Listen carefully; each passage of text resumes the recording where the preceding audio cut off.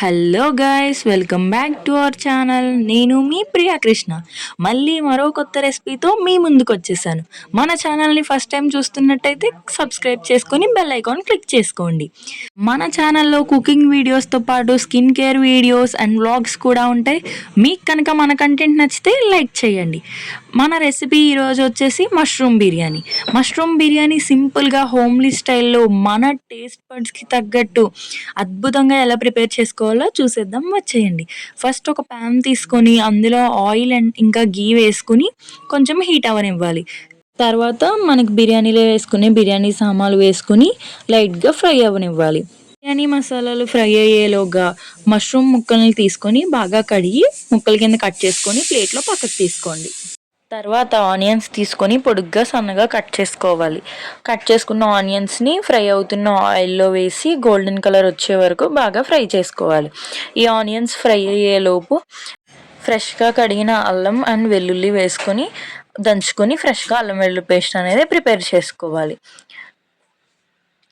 మనం దంచుకున్న అల్లం వెల్లుల్లి పేస్ట్ ఆనియన్స్ గోల్డెన్ బ్రౌన్లో ఫ్రై అయ్యాక ప్యాన్లో వేసుకొని పచ్చివాసన పోయే వరకు బాగా ఫ్రై చేసుకోవాలి. తర్వాత మనం ఆల్రెడీ కట్ చేసి పక్కన పెట్టుకున్న మష్రూమ్ ముక్కలు వేసుకొని బాగా కలుపుకోవాలి. తర్వాత ఒక 5 మినిట్స్ వరకు మష్రూమ్ ముక్కల్ని బాగా మగ్గించుకోవాలి. మష్రూమ్ ముక్కలు మగ్గుతున్నప్పుడు చిటికెడు పసుపు వేసుకొని బాగా మిక్స్ చేసుకోవాలి. తర్వాత కారం, గరం మసాలా, చికెన్ మసాలా, ధనియాల పొడి వేసుకొని బాగా మిక్స్ చేసుకోవాలి. మష్రూమ్ బిర్యానీ అయితే నాన్ వెజ్, చికెన్, మటన్ బిర్యానీస్కి ఏమాత్రం తీసిపోదు, అంత బాగుంటుంది టేస్ట్. ఈ అదిరిపోయే టేస్ట్తో మష్రూమ్ బిర్యానీ మీరు కూడా ఇదే ప్రాసెస్లో చేసి చూడండి, అద్భుతంగా ఉంటుంది. మనం వేసుకున్న మసాలాలన్నీ మగ్గాక ఇందులో కరివేపాకు, పుదీనాకు, కొత్తిమీర, పచ్చిమిర్చి వేసుకొని బాగా కలుపుకోవాలి.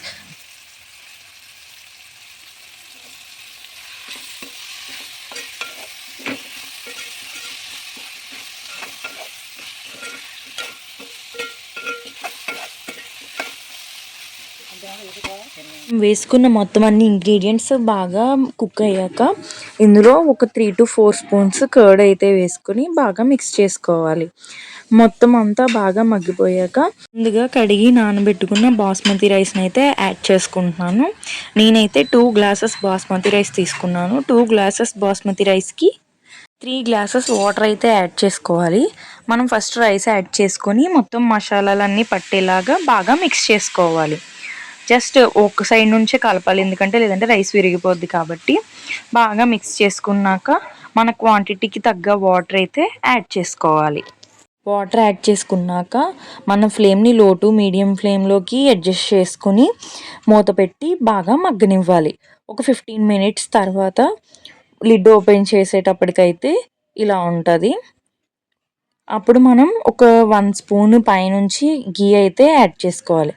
తర్వాత మళ్ళీ మూత పెట్టి సిమ్లో పెట్టుకుని పైనుంచి ఏదైనా బరువుగా పెట్టుకుని ఒక 5 to 10 మినిట్స్ అయితే మగ్గనిస్తే మన టేస్టీ మష్రూమ్ బిర్యానీ అయితే రెడీ అయిపోతుంది.